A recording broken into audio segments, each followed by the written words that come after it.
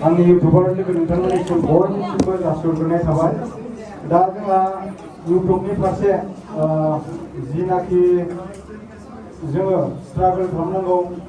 जिबायदि जोङो भिडिअ बानायनांगौ, एबा जोङो नेगेटिभ कमेन्टफोरनिफ्राय माबायदि जोङो गावखौनो डिमटिफाइ जानाङा भिडिअ बानायनायाव। जोंहा आब' गेमस्रि आरो बेजों लोगोसे आब' मिथि आरो जोंहा प्रकाश आदा आरो थांगुल आदा इन्टारटेनमेन्ट वर्ल्ड दसे सिगाङाव बुंनानै थांबाय जोंहा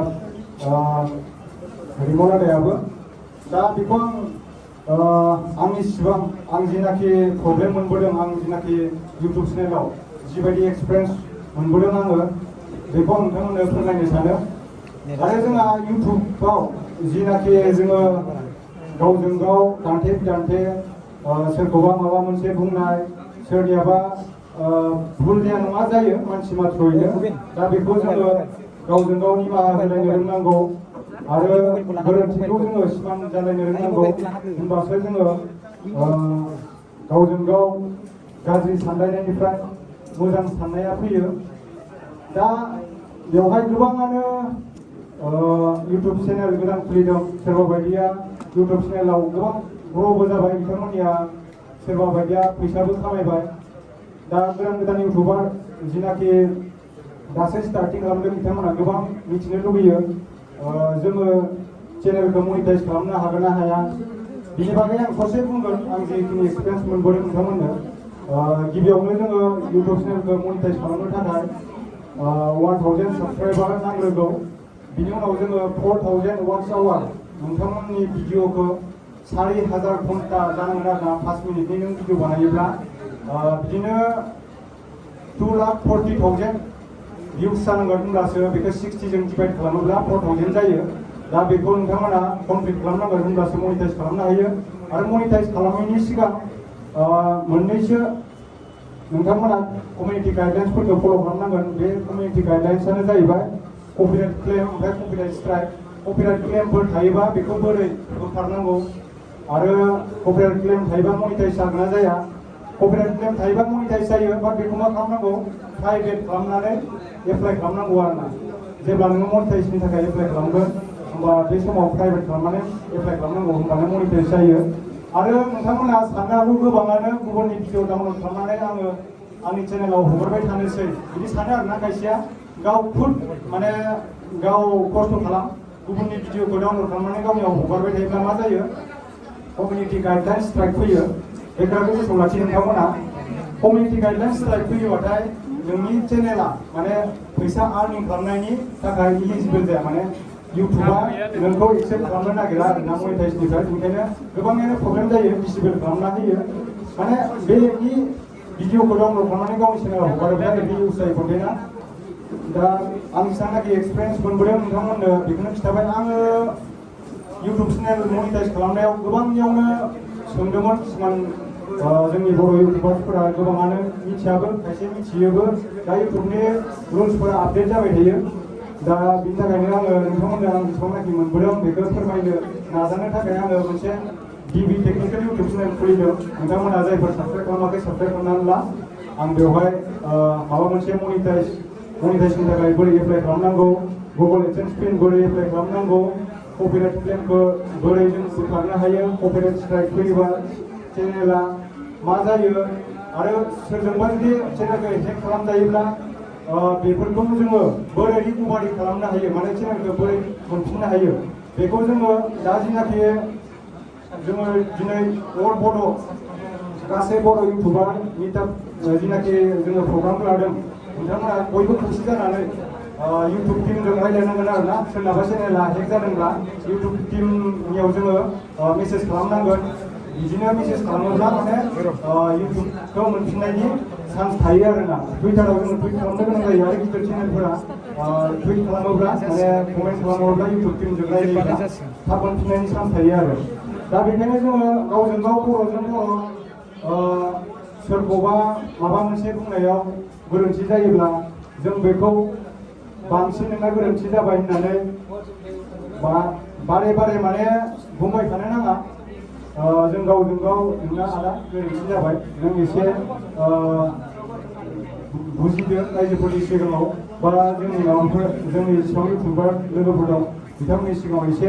गोरोन्थिखौ सिमान जालायदो होननानै बुंलायनांगौ आरोना दा सोरबा माबा मोनसे गोरोन्थि मावोब्ला बेखौनो जोङो बारे बारे नोंना गोरोन्थि जाबाय होननानै बखिबाय थायोब्ला बे जोंनि गेजेराव दावराव दावसिया बांसिन जायो आंबो सिगांनिफ्रायनो नुबोगासिनो दं आरो आंबो खिन्थु गोरोन्थि जाया नङा जाबोदों आंनाबो गोबां समाव आङो आब' गेमस्रिमोनजोंबो गोबां कन्ट्रभार्सि जादों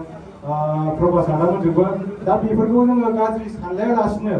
जोङो गावजों गाव दुखु मोनलायालासिनो दिनैनि बे मिटाप जिनाखि बर' इउटुबार सेलिब्रेसन जिनाखि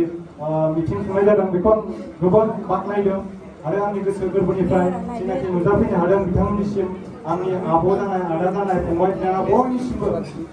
आंनि अननाय आरो गोजोननायखौ बयनिसिमबो फिन जासिहरबावनाय थाबाय आरो जायफोरा न'आव दङ जायफोरा खामानियाव बेस्थ' दंमोन सोरबा बायदिया जब मावनानै दङ सोरबा बायदिया बिजनेस मावनानै दं बिथांमोनहा फैनो सानदोंमोन आरो आदा प्रकाशआ जिनाखि बुंफ्लांबाय बुङा नङा बुंफ्लाङो दा बे आदा प्रकाश बुंनाय बाथ्राखौ नोंथांमोना जाहाथे निमाहा होलायनानै जों गावजों गाव खौसे जानांगौ सोरबा सासे मानसिया खैफोदाव गोलैयोब्ला बेखौ जों हारसिं माब्लाबाबो बिनो नांगौसिबांखौ हेफाजाब होनो हाया जों जुदि खौसेयै हेफाजाब खालामोब्ला जोङो निस्सय माने बिथांनि नांगौसिबां हेफाजाबखौ होनो हायो आरोना दा बेखायनो जों गावजों गाव बुजिलायनांगौ जोङो इउटुब चेनेल खुलिनानै एबा इउटुब चेनेलजोंनो मोनजालांबाय थागोन बेबो नङा नोंथांमोना जिनाखि बिजनेस मावगासिनो दं सोरबा बायदिया फरायगासिनो दं सोरबा बायदिया साख्रि मावगासिनो दं बेखौबो मावलांबाय था इउटुबखौ माने केरियार हिसाबै साननानै लानाङा आरोना इउटुबा मा समाव बेन जागोन मा समाव इउटुबा माने सोलिनाय नङा बिनि थाखाय जोङो गावनि जिनाखि नोंथाङा फिउचाराव मावगासिनो दङ जिनाखि खामानि मावगासिनो दं बेखौ मावलांबाय था इउटुबखौबो लांफाबाय था खामानि मावनायजों लोगोसे नोंनि फरायनायजों लोगोसे नोंनि बिजनेस मावनायजों लोगोसे बिदिनो लांफाबाय था बेनो आरो जोङो नायहरनो हायो जोंहा गिदिर गिदिर इउटुबार बिथिंजाय इन्डियानि बिथांमोना नायनो हागौ फरायगासिनो ब्लगफोरखौ बिथांमोना गोबां फैसा खामायगासिनो दं इउटुबजोंबो खिन्थु बिथांमोना दासिमबो फरायगासिनोबो दङ दा बिदिनो जोङो इउटुबावबो साक्सेसफुल जानो हायो साक्सेस जाया नङा बेखौ बुङा साक्सेसफुल जानो हायो खिन्थु इउटुबजोंनो जोङो नांथाबबाय थागोन होननानै गावनि बेसेन गोसा समखौबो हगारजोबनाङा हानायसिबांथ' टाइमखौ होब्लानो जाबाय इउटुबावबो ओमफ्राय गावनि मावनांगौ खामानिफोरबो थायो बेफोरखौ मावबानो जाबाय आङो आदा बाजैमोन फंबाय बिनानावमोननिसिम जायनाखि फैनो हायासै दिनैनि बे मेलाव नुजाथिफैनो हायासै बिथांमोननिसिम आं रिकुवेस्ट खालामो जेन गोसोआव दुखु लानाङा गाज्रि साननायखौ लानाङा जों बयबो बर'जों बर' खौसे जानांगौ जों खौसे जाब्लासो जोङो मोनसे इउनिटि जायो इउनिटि जाब्लासो जोङो सोरनोबा हेल्प नांगौआव जोङो खौसे खामानिखौ मावनो हायो सोरनाबा चेनेल हेल्प जानाय माबा जानाय बेफोरखौ जोङो खौसेयै मावोब्ला माने थाब जायो आरोना थ' आंनि बुंनांगौ सिबाङा बेसेबांआनोसै आं जेनाखि एक्सपिरियेन्स मोनबोनाय बेखौ बुंबाय आं मनिटाइज खालामनायाव 12 दिनसो ओंखाम जायाखै आङो माने बे समाव आंना इन प्रसेस हरनो थाखाय मोनथाम स्टेप जोङो फल' खालामनो गोनां जायो मोनथाम स्टेप माने मनिटाइज खालामनायाव फार्स्ट स्टेपआ थाब दान जायो आरोना ओमफ्राय नेक्स्ट स्टेपआ माने नोंनि चेनेलखौ एनालाइटिस खालामनानै नायो माने इउटुब जिनाखि आमेरिकानिस नालाय इउएसनिस नालाय इउटुबा जोंना बेखौ माने इउटुबनि मेनेजार होनना बुंनांसिगोन बिथांमोना चेक खालामो आरोना नोंनि चेनेलाव बेलेगनि कन्टेन्ट दं नामा कपिराइट क्लेमफोर दं नामा माबा दं नामा बेफोरबायदि चेक खालामो बेफोरखौ चेक खालामखांनायनि उनावसो नोंनो फैसा आर्निं खालामजागोन ना जाया बेखौ नायनानै माने नोंनि चेनेलखौ मनिटाइज खालामना होयो आरोना इउटुबा एक्सुवेलि जोंनो फैसा होआ माने जों गुगल एड्सनिफ्रायसो फैसाखौ मोनो जिबायदि जोंनियाव भिडिअ नायबा बायदिसिना गाननाय जोमनायनि प्रडाक्ट गेजेराव जोंना भिडिअ फैनानै होयोना 30 सेकेन्ड बिदिनो 20 सेकेन्ड 15 सेकेन्ड बिदिनो फैयो बिनिफ्रायसो जों एडनिफ्रायसो फैसा मोनो आरोना अबेबा एडआ दाम गोसानिबो दङ दाम खमनिबो दङ बेनोसै ओमफ्राय जोङो स्पन्सार होननानै बुंदों आब' मिथिमोना आब' जोंना गोबां मोजाङै एक्सप्लेन खालामना होलांबाय स्पन्सारा जाहैबाय नोंनि भिउसआ माने ट्रेन्डिङाव थांबाय थायोब्ला मोजां भिउस मोनबाय थायोब्ला बैसोरो नोंजों माने जेरै जोंनि फिल्मफोर नायोबा एबा माबा बलिउडनिखौ नायोबा गेजेर ससेयाव एडभार्टाइज देखायोना हमना ला कका कलाखौ नोंथांमोना लोङोबा बिराद मोजां मोनो गरमाव बेफोरबायदि खिथायोना बेबायदि जोङो गेजेर ससेयाव माने एडभार्टाइज खोन्थानो मोनो आरोना बे एडभार्टाइजनि थाखाय जोङो बांसिन फैसा मोनो आरोना दा बेनोसै जायफोरा इउटुबजों साक्सेस जानो गोसो दं बिथांमोना नाजालांबाय था फरायनायखौबो फरायलांबाय था आरो बेजों लोगोसे जों रावखौबो गाज्रि सानलायनाय मोनसा मोनलायनाय बेफोरखौ ज्राब गारनानै जों गावजों गाव बुजिलायनांगौ बुजिलायब्लासो जोङो मोजां आरोना जोंनि हारिनि थाखायबो जोङो मोजां खामानि मावलांनो हागोन बा जोंनि इन फिउचाराव फैबाय थानाय फंबाय बिनानावमोनखौबो जोङो माने साजेस्ट होनो हागोन आरोना बेफोरबायदिसो नोंसिना जायाखै बिदि जों बुजायनो हागोन आं बारा गोबाव आंहा बिदि माने बुंफेराखैबो आङो खुनुदिन आङो बिदि माइक हमनानै प्रग्रामफोराव मिटिंफोराव बुंफेराखै दा माबा मोनसे गोरोन्थि जादोंब्ला आंनिया बेवहाय आङो निमाहा बिखानाय थाबाय जाहाथे जोंनि गेजेराव बेफोरबायदि माने सोरखौबा गाज्रि बुंनाय सोरनिबा कमेन्टखौ लानानै सोरखौबा मुं सुनाय बेफोरो जाबाय थानांला आं बेनि थाखाय गुरै खावलायो बयनिसिमबो दा बयबो जोङो खौसे जानांगौ दा गासिबो जि गवायाव जिबायदि भिडिअ बानायो सोरबा जानायनि बानायो सोरबा बेरायनायनि बानायो सोरबा मोजां इडुकेसननि थाखाय बानायो सोरबा जबनि इनफरमेसन होयो सोरबा निउस मोजां निउस कभार खालामो दा बानायलांबाय था आं बयखौबो आंनि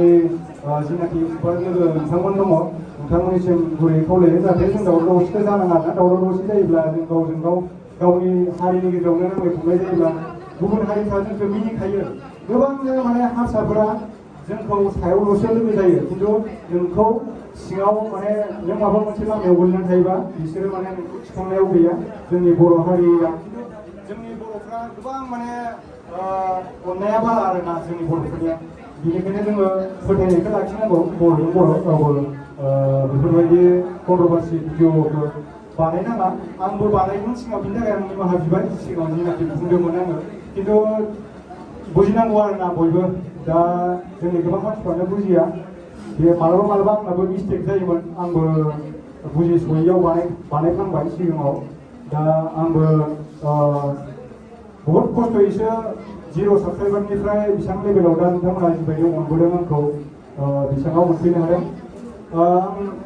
बे समाव बेसेबांखिनिखौनो बुंनानै जिरायथ'नोसै गासिबनिसिमबो इउटुबार लोगो नोंथांमोन आरो लोगोसे प्रकाश आदा प्रान्जल आदा जे आब' मिथि नार्जारि गासिबो जिनाखि जेसेबां आंनि फंबाय बिनानाव आब' आगै आदा बाजै जानाय लोगो नोंथांमोननिसिम आंनि अननाय आरो सिबिनायखौ बावहरबावनानै आं दसे सम जिरायथ'नाय जाबाय थेंक इउ एभरिवान